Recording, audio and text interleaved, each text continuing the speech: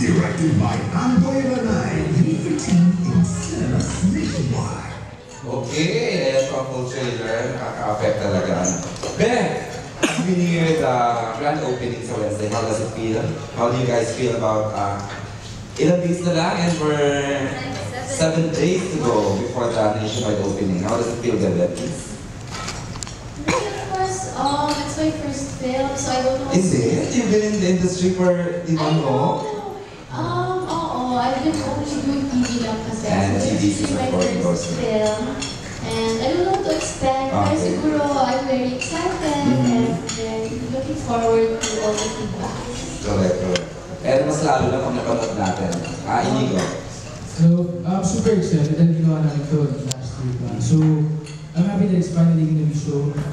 Tsaka first movie namin dito. So, I'm excited na kami on screen. So, Buti pala dito sa akin ganun itong questions. Okay, well, entertain questions. Still would like to, kasi kaka-serve lang ng food, but we're serving good food. Can we serve the food din, ha, please? Okay, who would like to ask the first question? Siguro from this table. Ayan. Si Jude kung makakain pa. Ayan habang hindi ka makakain, Jude. You want to ask the first question? Huwag kang maarte. Okay. Okay, go, Jude. Good afternoon and congratulations again. Para kay Julia, among your two aunts, who do you see yourself na you would be following footsteps? I think I've answered this before. Yeah. I was answered nakikita with you kasi I like her acting, yung technique niya, yung style niya, tapos yung mga projects niya from movies to teleseries, talagang classic lahat ng films niya and the ganda ng story niya from teleseries niya. And that's what I want for myself and for my career also. Follow-up question para kay Inigo and Julia. Based dun sa characters ninyo, alin ang may similarities ba or anong nakikita ninyong similarities sa characters ninyo sa buhay? Natanong na rin yan last time, but sasagutin nila yan kasi different group tayo. Go, Jude. Si Maria kasi she's sabihin ko din yung character ko para ma-answer ko na yung for later. Si Maria kasi she's that kind-hearted, intelligent girl sa school na hinahangaan ng guys and ng girls niya dahil sa katalimuhan niya. And then, when it comes to love, she's a believer in happy ending. At saka, ang gusto niya lang is may magmahal sa kanya. Although, takot siya magmahal kasi nga, syempre, ayaw masaktan.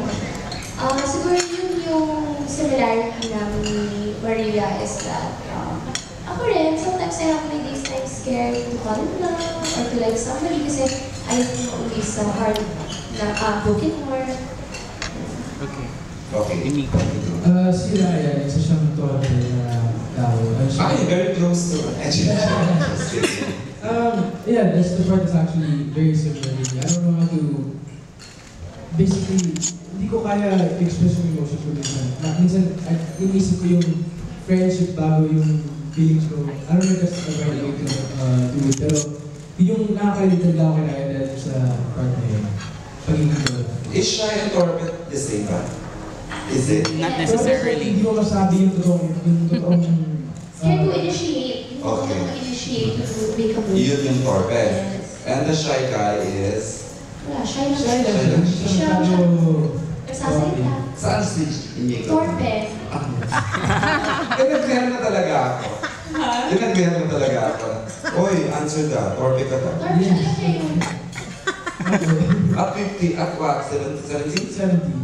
understand. Follow-up question, how do you express your love for someone, yung apple of your eye? Siguro po talaga sa kanta. And I don't know, just the small things like calling or texting the person. Kasi hindi po ako text na tao. So pag talagang tinag-text ko yung tao, talagang sabihin nun, they mean something. Okay. Ayan. Sige, si Mami Jo has a question. Hi, congratulations. I also watched last night sa AMA. Sorry? Sa AMA niya. Oo. Tapos, siguro my question would be, so far this is your first movie today.